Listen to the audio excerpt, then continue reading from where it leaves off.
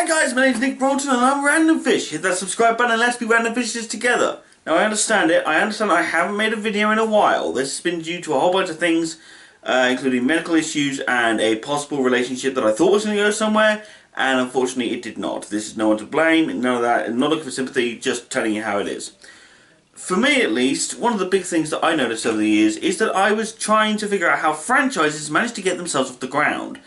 This is due to a whole bunch of things, up to and involving, you know, the nicest of the characters, the uniqueness of them, and the way that the public views them. Case in point, this pile of crap. Minions. Are you fucking kidding me? I've watched Despicable Me, and I've watched Despicable Me 2. Do you know why I watched Despicable Me? Not for the little yellow weirdos that are running around. No, I'm watching it for the weird villain guy voiced by Steve Carell. Thank you very much.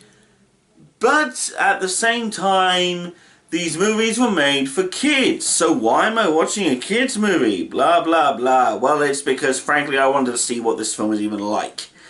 I mean, I'd watched the first two Despicable Me films. I knew the Minions were a big thing for kids. I knew there was going to be a Minions movie out sooner or later. And then when it was revealed that it was coming out, I thought, oh, wonderful, maybe I'll see it at some point. You know, when it comes out on DVD. I wasn't going to rush to see it in the cinema because, well, it's Minions. Why would I rush to see Minions in the cinema? But of course, time has elapsed and everything else, and now the film is out on DVD, and of course, I came across it rather cheaply at a charity shop, and I thought, what the hell? I'll buy it, I'll watch it, and take a look. I regretted it quite quickly. The problem with a side character being the main character is that they need to be interesting enough and be able to carry a story enough that this will work. Case in point, Jay and Silent Bob in Clerks, Mallrats, Chasing Amy, Dogma, all the major Kevin Smith films that were made before Jay and Silent Bob Strike Back all had Jay and Silent Bob not as titular characters, but as secondary side characters. And yet they were still funny, they still engaged with an audience, and they still had a following. So when Jay and Silent Bob Strike Back came out, there was enough of an audience to be able to go and watch them and to be able to enjoy them on a decent level. People still wanted to see Jay and Silent Bob. They didn't want to see all the other main characters from there being the main characters in that movie. They had enough of a following to be able to want to see that movie. With Minions, kids are a following. I do not deny this. Kids enjoying a side character is not a problem. You know what? Make merchandise. Do funny cartoon spin-offs. Do all that, blah, blah, blah. I'm fine with that. But making a major motion picture over an entire species of creature whose entire premise is to say funny words and occasionally laugh at the words banana or, in the case of Despicable Me 2, bottom. Now, obviously, I understand why they're popular, but I didn't understand why this movie was being made. So when I watched it, I did have very interesting expectations. I wanted to see what drove this movie, because I knew that the Minions were not going to be speaking regular English, because if they did that, they'd be committing the cardinal sin of, say, the Tom and Jerry movie, where characters that don't talk suddenly talk for the sake of the fact that it's, you know, a movie about them. You know, although if the Minions did talk English, but then you figured out how they devolved and became what the language they now have is, I wouldn't even have an issue with that. I thought that would be quite an interesting looking language. Or possibly a looking, you know, how a servant race suddenly starts losing its ability to speak a language to the point where they devolve into speaking the way that they speak. It will be very, very cool to see what is essentially a slave race.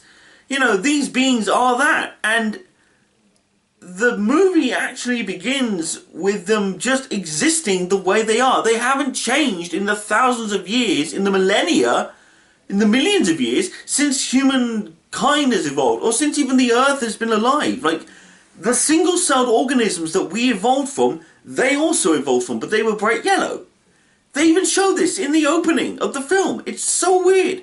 But the Minions' whole premise is that they want to latch themselves onto the most evil being and serve that being. Now, I would argue that it's less about evil and more about power, less so than that. Because for me, at least, the most powerful being in the you know, for example, at the beginning of time would be the dinosaurs. So they would latch themselves onto something like the T-Rex or one of the bigger, more ferocious species of dinosaur, because that species is, you know, is the one that's going to guarantee their safety. They are a smaller race. They are therefore going to attach themselves to a species that's bigger and more able to protect them. But as time has progressed, I understand how it evolved into the evil thing, because obviously evil beings tend to have the bigger stuff, the bigger weapons, the bigger look, the scarier look, blah blah blah. It's an evolutionary process, and I get that. And, you know, obviously these minions have not developed any morality skills like the human race did.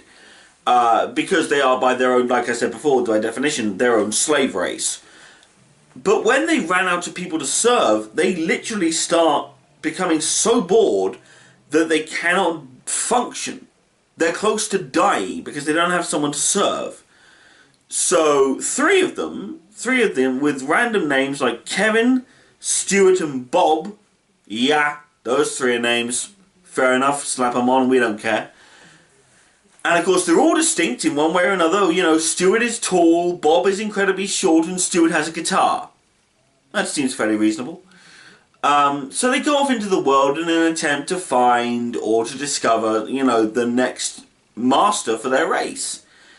And this is where a lot of it comes from for me. The minions are very annoying, very agitating, and I don't like the movie. But I can tell you this. The one saving grace that I thought might have made this film less than painful, it didn't, but it was close, were the side characters, the human characters. In a film like Minions, in a film that is trying very hard to franchise something like that, the side characters are almost very much even more key than the titulars. Because these characters are meant to make the side characters look like main characters. You've already screwed with the character-based situation anyway on that one, so you're going to have to create, you know, side characters as well as the main characters that are just as interesting as the others. Again, I have to call back to Jay and Silent Bob. This movie had side characters that were titular characters in other films, but there were also other side characters that still worked within the world. For example, there's a scene where George Carlin plays a hitchhiker. He is on screen for a combination of 2 minutes, I think. And yet, he still leaves an impression. You still want to see more of him later on in the film. You don't, but you want to, which is the main thing. But anyway, that's what leads into all of that and everything else. And I will say that one of the side characters that I find really cool was a family of criminals. And they are the typical American suburban family. Like, you see them in a car, they're all sat there talking, they're laughing. You know, you got the son and the daughter, and they're talking about going off to see the sights, and they want to go see this nice place, and they're talking, you know, all in their... When I say American family, I'm saying this because it's an American film. Like, I'm sorry, but that's just the way things are for me. And it's just the way that this film kind of works, I think, in my head. I don't think I sort of see them as everyday family. I mean, different families have different vibes. A British family from, you know, from where I live to an American family, two very separate mentalities. I'm afraid we're just true. But like I said, they nearly saved the film. They nearly save it and they don't, and it's really frustrating.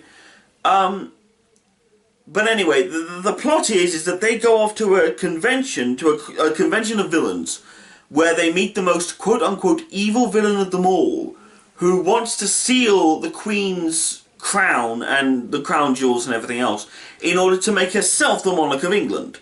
Because apparently she's all horrible, you know, all jealous and angry and everything else.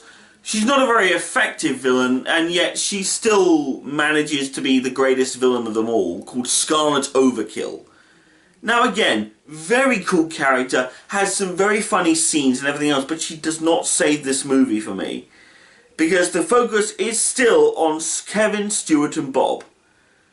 Now, obviously, their personalities do shine through, and I'm not saying, if you have little kids, watch the film. Go ahead, watch it with them. They'll have a laugh.